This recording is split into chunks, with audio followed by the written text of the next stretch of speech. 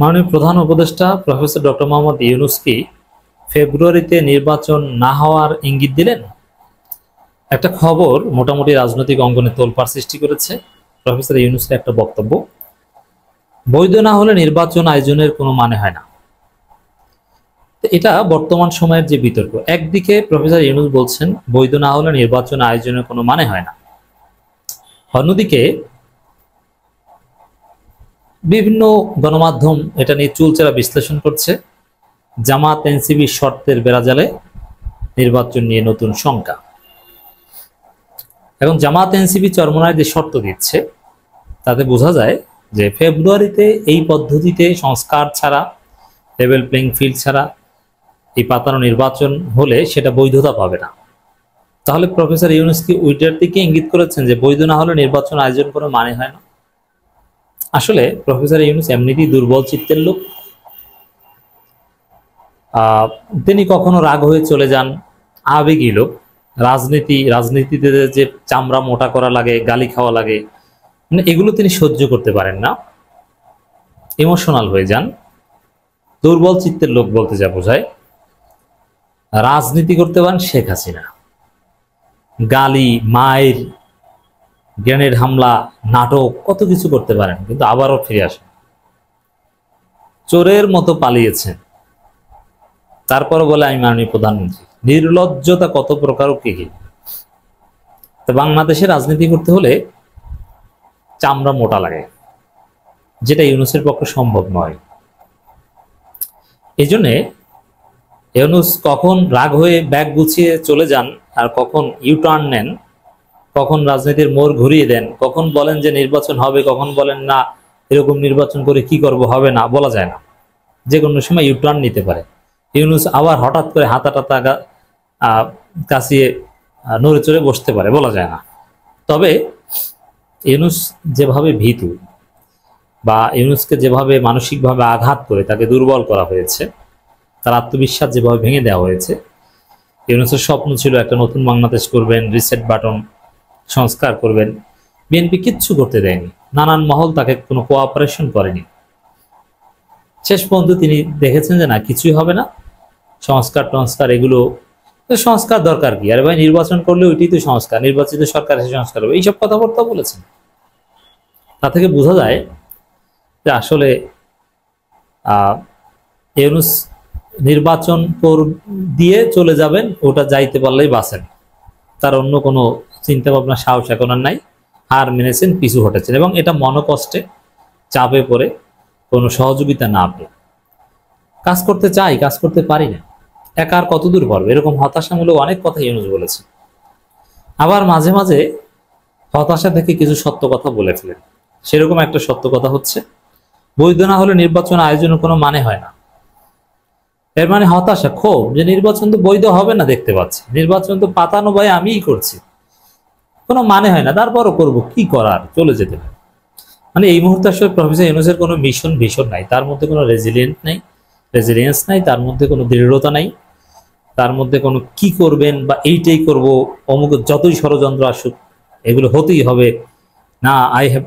মাহমুদুর রহমান একদিন বলেছেন না যে Yunus must rule the country, তাকে দেশকে শাসন করতে হবে না। কিন্তু ইউনূস অত্যন্ত দুর্বল চিত্তের। কেউ বললো যে না স্যার এটা করা যাবে না, ঠিক আছে করলাম না। এই উপদেষ্টারও অনেকে এরকম।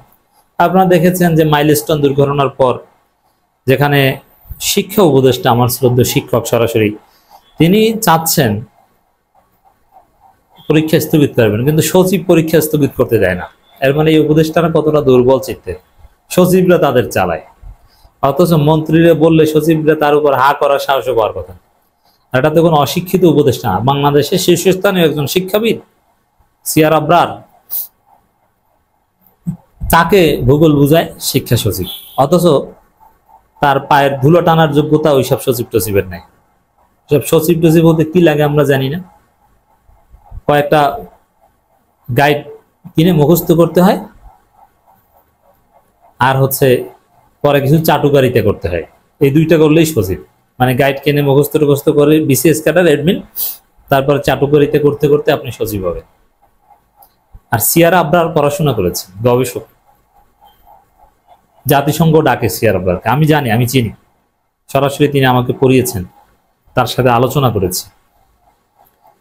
সেই সিআর আবরারকে ভূগোল বোঝায়। তাহলে আপনি চিন্তা করেন যে কারা উপদেষ্টাদের ভূগোল বুঝিয়ে দেশ চালায়। তো সেই জায়গায় ইউনূস মাঝে মাঝে দু একটা সত্য কথা বলে ফেলেন বা মনের আকাঙ্ক্ষা বলে ফেলেন, কিন্তু দিন শেষে তিনি নিজে ওটা বাস্তবায়ন করতে পারবেন এ বিষয়ে তার নিজেরই আত্মবিশ্বাস নেই। এই কথাটা একটা নিদারুণ বাস্তবতা, বাংলাদেশের বাস্তবতা এখন, যে বৈধ না হলে নির্বাচন আয়োজন কোনো মানে হয় না। বৈধ হবে না, বুঝতে পারছেন, হতাশা, তারপরও করতে হবে, আমাকে তো যেতে হবে, কিছু করার নাই, কেউ আমাকে সহযোগিতা করে। আসলে ইউনূস সাহেব লোক ভালো ছিলেন, কিন্তু ওই যে তাকে কেউ কোঅপারেট করে না, এখন তিনি বাধ্য হয়ে কি আর করবেন, ওই কারচুপি নির্বাচনে রাজি হয়ে গেছেন। তবে আমরা সবসময় প্রত্যাশা করবো যে না, ইউনূস সাহেবের জীবনে নতুন কিছু পাওয়ার কিছু নেই। তার যে বয়স হয়েছে, তাকে যদি কেউ জেলে ভরে, এদেশে মৃত্যু হয়, হোক। তার যে সততা, এটা দিয়ে তিনি দেশ শাসন করুন, সংস্কার করবই এরকম একটা দৃঢ় প্রতিজ্ঞা নেই। ওইসব কারচুপি নির্বাচন ঝেড়ে ফেলে আবার সংস্কারের পর নির্বাচন, আগে স্থানীয় সরকার নির্বাচন, এভাবে ইউনূস জেগে উঠুক, আমরা সেটাই চাই। প্রধান উপদেষ্টা ডক্টর মোহাম্মদ ইউনূস বলেছেন, নির্বাচন বৈধ না হলে তা আয়োজনের কোনো মানে হয় না। সরকার কাজ হলো গ্রহণযোগ্য, পরিচ্ছন্ন এবং উপভোগ্য নির্বাচনের আয়োজন করা। আপনারা কি মনে করেন এই ফেব্রুয়ারিতে যে নির্বাচন আয়োজন হতে যাচ্ছে, এটা গ্রহণযোগ্য, উপভোগ্য কোনো কিছুই তো হতে যাচ্ছে না। এই নির্বাচন বিএনপি ছাড়া কেউ মানেই না। এনসিপি, জামাত, চরমোনাই নির্বাচন করবে না। নির্বাচন করবে কি বিএনপি আর নাসির আর তার বউ? কারা নির্বাচন করবে? ইউনূস সাহেব নিজেই তো নির্বাচন মনে মনে চান না, কিন্তু কিছু করার নাই, তার অসহায়। প্রধান উপদেষ্টা বলেন, যদি নির্বাচন বৈধ না হয় তাহলে নির্বাচনের কোনো মানে নেই। আমার কাজ হলো নিশ্চিত করা যে এটি একটি গ্রহণযোগ্য, স্বচ্ছ, উপভোগ্য নির্বাচন অনুষ্ঠিত হয় যাতে। কিন্তু এটা নিশ্চিত করা এত সহজ নয়, এটা তিনি পারছেন না, দেশ সেদিকে যাচ্ছে না। তাকে ইউটার্ন নিতে হবে, এর মানে সংস্কার করতে হবে, পিআর সিস্টেমের বিষয় সুরাহা করতে হবে, সংস্কার বাস্তবায়ন করতে হবে, জুলাই সনদের বা জুলাই ঘোষণাপত্র আইনে ভিত্তি দিতে হবে। আবার এনসিপির নতুন সংবিধানের দাবি আছে, গণভোট অথবা গণপরিষদ নির্বাচন, অনেক দাবি আছে। এগুলো পূরণ করে যদি দীর্ঘ পথ অতিক্রম করতে পারেন, তাহলে সত্যিকার অর্থে একটা নতুন বাংলাদেশ হবে। ভারতের সঙ্গে সম্পর্ক নিয়ে কথা বলেছেন প্রধান উপদেষ্টা। তিনি জানান, ভারতের প্রধান নরেন্দ্র মোদীর সঙ্গে বৈঠকে শেখ হাসিনা নিয়ে কথা বলেছেন তিনি।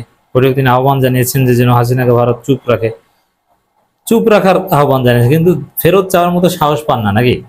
আবার অন্য একটা সাক্ষাৎকারে বলে যে না, এখানে ভারত পাকিস্তান চীনের মতোই সম্পর্ক হবে, মানে পাকিস্তান চীনের মতোই সম্পর্ক হবে ভারতের সাথে।